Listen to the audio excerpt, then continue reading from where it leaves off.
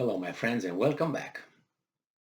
Well, the corporate mass media tells us that a lot of volunteers from all over the world go and fight the Russians in Ukraine on the Ukrainian side. And they tell us that they do it because they have a good heart and because they fight for the good, which on this side is forces of Ukraine. So those are the forces of the good, and the Russians obviously are the forces of the bad. So any person who goes to Ukraine to fight on the Ukrainian side is a fantastic, extraordinary person who determines, makes his decisions based on his heart and do the right thing. I hear this in the United States so many times, do the right thing. Well, the right thing for you might not be the same right thing for me.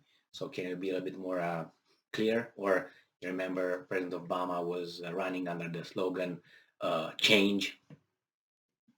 Okay, what kind of change? Can you be a little bit more specific? The same here. People have different reasons to go to fight wars, and mm, the reason could be, a big variety of reasons.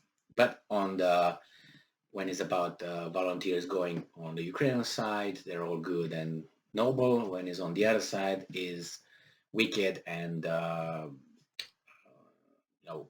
promoted by feelings unrelated to any allegiance to the other side of the conflict, which could be so, but it can be black and white just like that.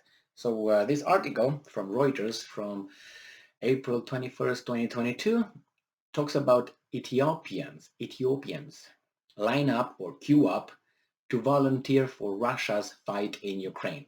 You might think, I know what you might think, but or maybe I don't. I just assume. I could be wrong. But Ethiopians go to fight for the Russian side in Ukraine. Now, what's the connection between Ethiopia and Russia? First thing. Second, how could that be possible since the Russians are the bad guys here?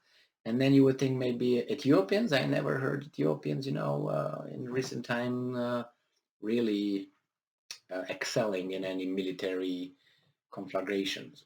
Nevertheless, let's go and see. This is Addis Ababa. The queues formed early each morning outside the Russian embassy in Ethiopia's capital, Addis Ababa. Drawn by rumors of on social media, young men and old, many with their military records in hand, arrived with hopes of fighting for Russia in Ukraine. All right. Um, the we give us, first, this article is coming from Reuters, so obviously these guys portray the volunteers as might be, misguided, have other interests, and as I said at the beginning of the video. So they go here and tell us, the interviews they conducted with certain people, and they listed them here. Now, you know how those interviews are done, right? You interview about 50 people, and out of 50 people, you get the ones that fit your narrative, and you use like 20 that fit your narrative, and you put one that did not fit your narrative. That's the balance, So you can see like 100%. You show, I don't know, like 90 some 99%, let's say. That's how it's done. You don't know how many they interviewed. You don't know what everybody says. You just put here in this the interview conducted with A, conducted with B, conducted with C, my narrative, get one that was kind of in the average, and one, but always put the overwhelming majority of opinions from the interviewees that match your narrative. That's how it's done. That's how is reporting done. How do you think they're going to put all of them over there? No, that's how it's done. You don't believe me? Work in mass media and find out. Let's go here. I'm not going to go over whatever they say, maybe a little bit here and there just to give you a flavor.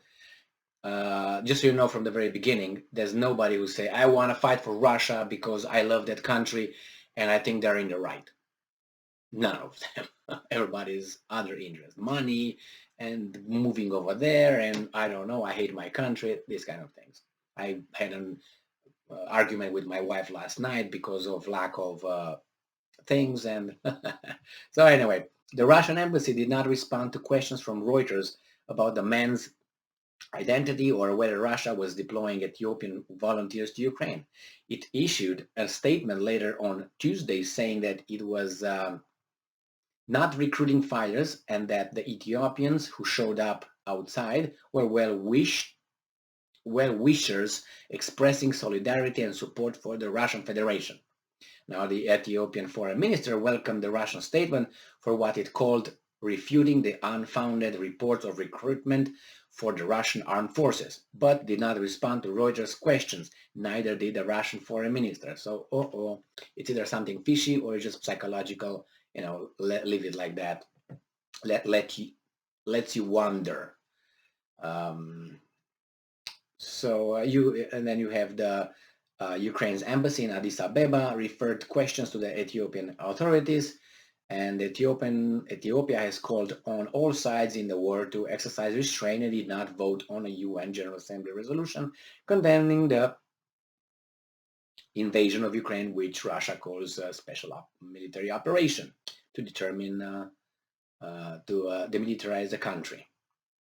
But many in Ethiopia have voiced solidarity with Russia, which has enjoyed close relations with the Horn of Africa nation since the Soviet era. Well, that's been 30 years, so by that's one generation. If you want to take it 30 years, consider one generation. So that's the school can do a lot of help, and the mass media and the government in those 30 years can change one generation. But anyway, it says here that social media rumors of a $2,000 payment to join up and the possibility of work in Russia after the war made some men come and stay in line and try to be recruited over there.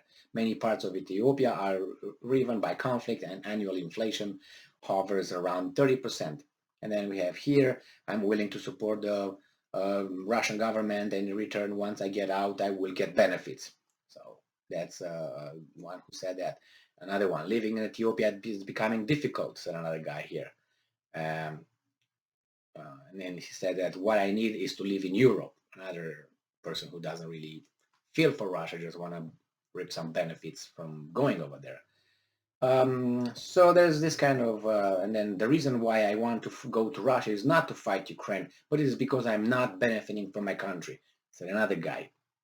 Another said, I'd rather be a national of a different country.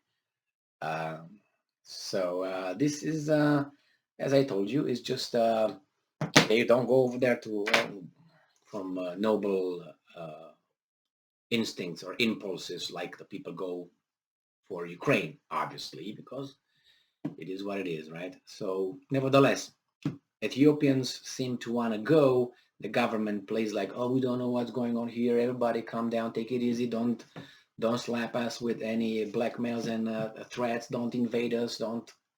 Just leave us alone. Guys, just take it easy. No, the guys are not taking it easy. So thank you for being with me again today. Stay strong, stay smart, look for the truth, and be just. And don't be an Ethiopian joining the army over there, the Russian army. Ciao.